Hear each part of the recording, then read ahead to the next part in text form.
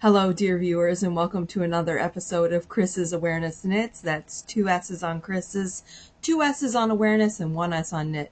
Now, this is a podcast vlog where we talk about knitting, crochet, other arts and crafts that I do. I make jewelry.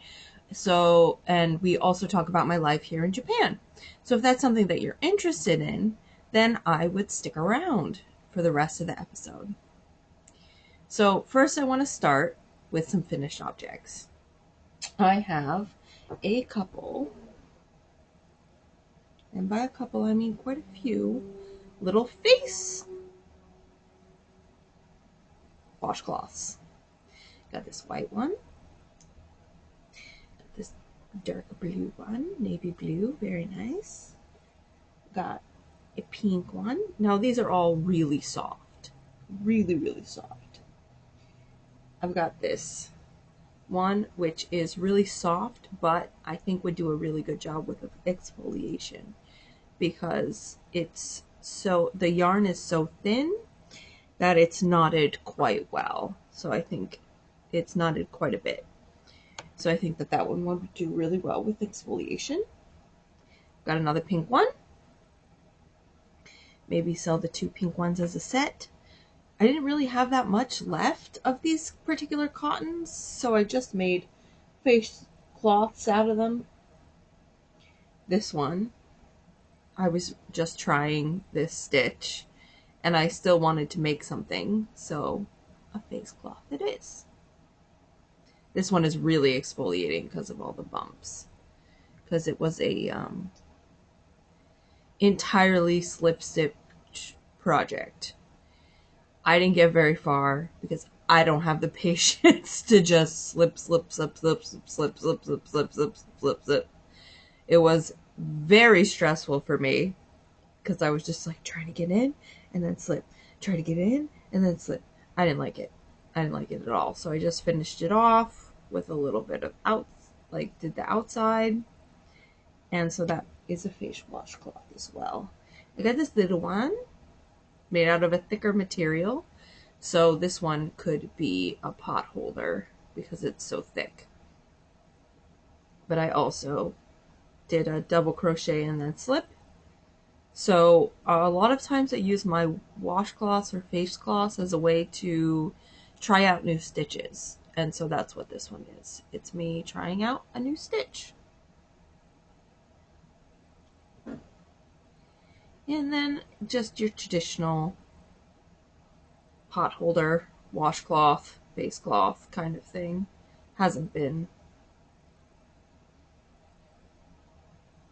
None of these have been pinned. And then, for the first time ever, I'm going to give you guys a time lapse of me working on something. So, I'm not a good editor, so here we go.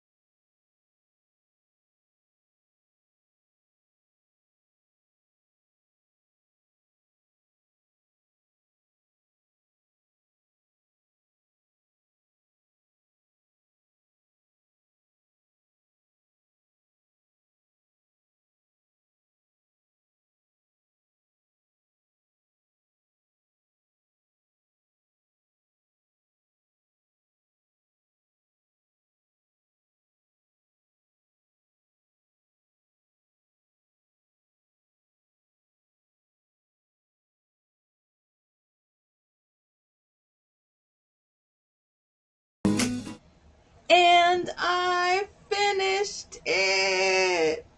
I finished my Project Linus blanket. And it's not very long, but it is super wide, so it will be very comforting. They can wrap it around themselves multiple times. They could wrap in a friend. You know, there's quite a bit of it. And it's really more of a like sitting blanket, but they could put it on their bed because it does widen up quite a bit if you pull it. So I might pin it so it's quite wide as well. But I have finished it. It is finished. It is off the hooks. Goodbye, project! Yahoo! So, whips. I don't have any. I don't have any new whips because for the last 3-4 days I have just been focused on that and focused on that and focused on that, putting hours and hours and hours and hours and hours and hours into it. So I don't have any whips that I haven't shown you yet. I'm still working on my cotton t-shirt. I've finished pretty much everything else. There's nothing on the needles. The only thing on the hook is a t-shirt. Yeah, and then I have a couple scarves I need to finish off. And on my Centro knitting machine, there is a hat that I've been working on now for like a month, just because I don't wanna. I got really into the Centro knitting machine and I did a ton of Centro projects, and now I'm just not feeling it. I do like 10 rows and then I'm like, So it's it's halfway there. It's got like 50 rows and I like to do my hats at 100. So it's halfway there. All right. So now it is time to talk about life in Japan. I have joined a gym. Now, this is the first time I've joined a gym that I actually ended up going to. When I was in the States, I was at 24-hour gym, and I just never went because I drove there. Like, I would have to drive there, and then I was just like, But here, I get off the train at my station, and there's an Anytime Fitness. So when I get off the train at my station, I can just go in and get on the elliptical for 30 minutes, do 20-30 minutes of weights, and then just walk home and like end my day that way. Which again, doesn't give me that much motivation to do very much crochet or knitting, but it's good for my health. And I've already dropped 1 kilo in a week because I've also been watching my diet. So what had happened was I was dieting, I was exercising outside, and I had lost 14 kilos in like 5 or 6 months. And then what happened is a cold hit, and I no longer was exercising outside. Basically, I wanted to come home from work, knit and crochet, get under blankets, not move ever again. That was my like modus operandi for all of September, November, from all of October, November, December, and January. So, guess who put back on her 14 kilos in 4 months? Can't do that. Can't do that. It's not good for your body. It's not good for your mind. It's not good for your soul. Like, gaining weight that fast is not good. And I didn't gain it back in the places where I lost it. I gained it in the place where I didn't want to gain it. I had lost it in my legs, in my thighs, like and it all came back in my stomach, where I've never had like a big stomach. I've always had like, I've had a stomach, but I've never had like rolls. And now I have rolls. And that's the hardest place to lose weight. And it's the one place where I'd never had weight before, so I'd never had to lose it. So now I'm gonna have to really work my tummy off. Yeah. But it's like, so going to the gym here in Japan is not very different from going to the gym in the United States. Although the other day I did have a man approach me and try to help me, but he was so cute, guys. He was like totally cute and totally my type. And I had just finished my workout, and he's like, "Oh, you're new here. Can I show you how to use the machines?" And I was like, "Ah, run away!" Because he was even speaking English, and I was just like, "Cannot handle, cannot, nope, bye." I just ran away. Social anxiety to the max, because the gym was busy. There were like all these people in it. Everybody's fit. Everybody's like in good shape. Just my big booty working out to try to lose the booty.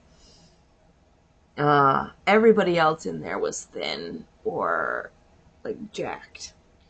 And it was just me. And so my anxiety had been building for the entire workout.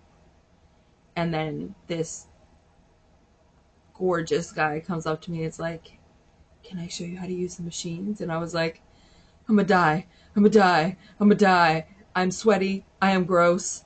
I smell bad. And you're cute. And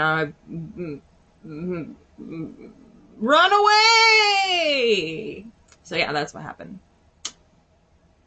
Joining the gym was a bit of an experience, but it's an Anytime Fitness, so they have English. They have showers, they have bathrooms, they have like these cool water fountain thing. They have all kinds of cool stuff. Lots of machines. I usually start my workout with an elliptical and then do a couple of different machines. So I'm sore, and I've been sore for like 2 weeks now. And since I'm dieting, I'm eating a lot of like protein shakes and protein bars and just trying to up my protein so that my recovery is not so hard.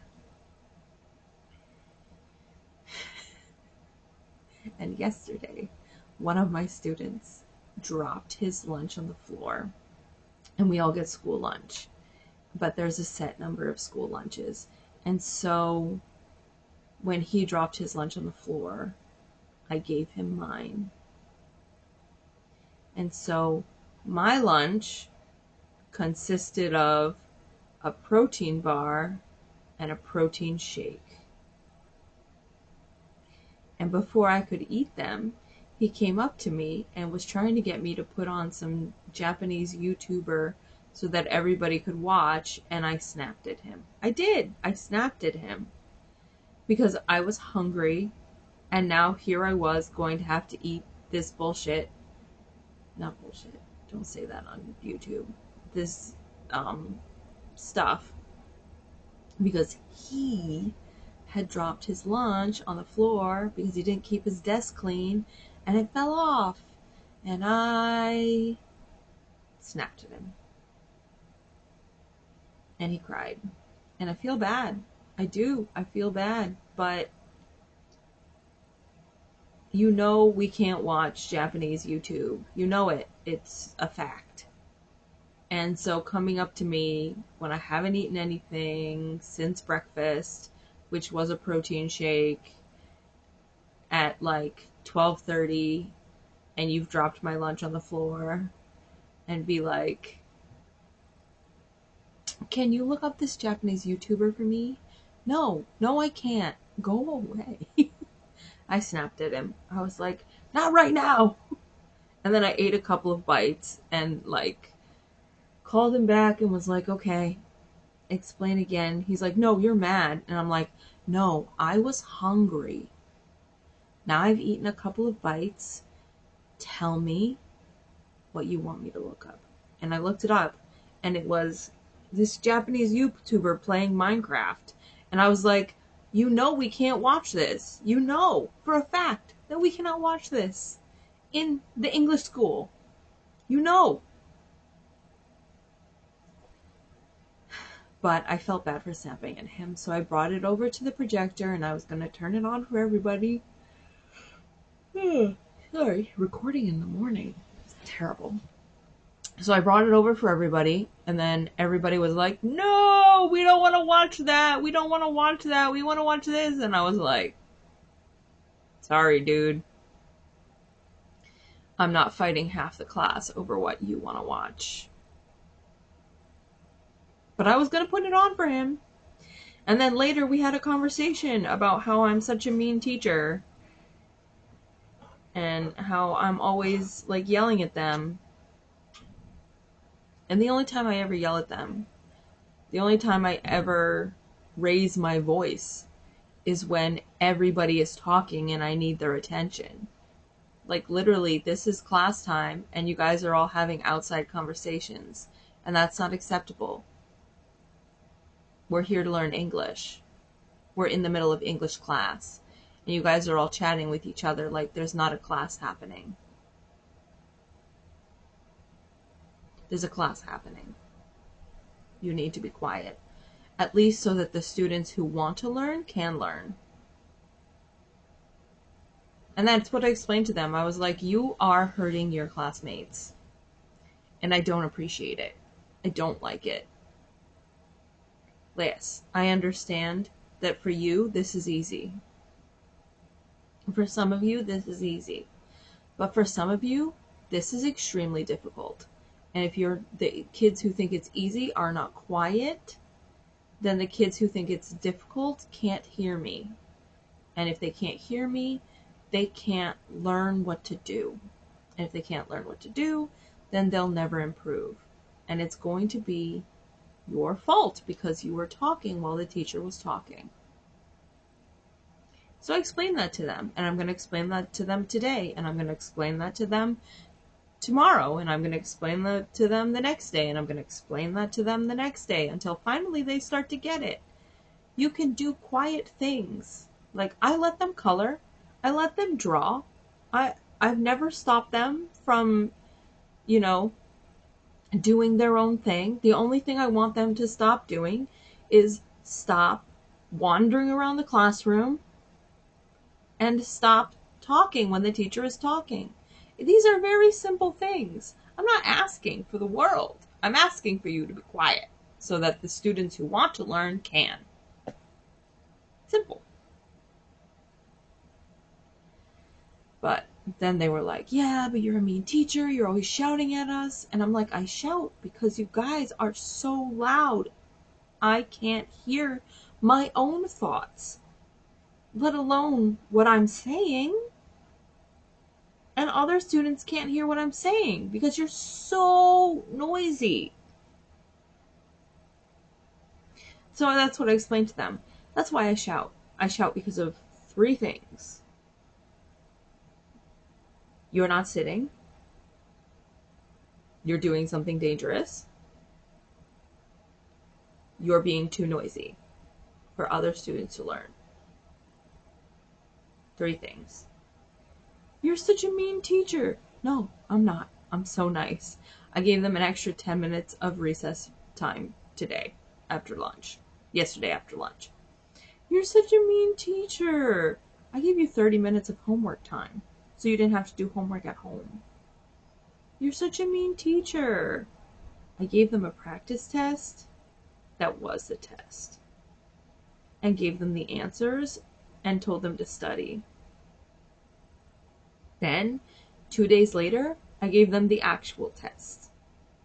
And more than half of them bombed it. Because, again, They weren't listening.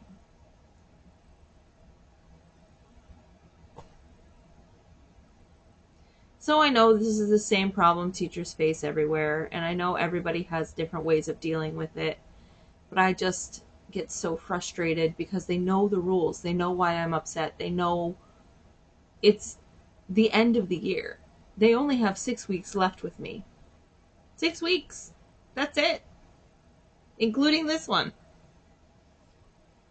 And they're still being crazy and acting crazy. They're hitting each other in the face with the pillows.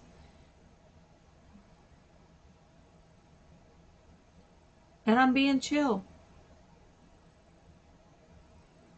Yeah, but in first semester you said oi. That was 8 months ago. I didn't realize how bad oi was in Japanese. You know? Come on. That happened first semester. I've already apologized for it. Chill out. And be quiet. So that the students who want to learn can learn. That's it. That's all I'm asking for. Period. End of discussion.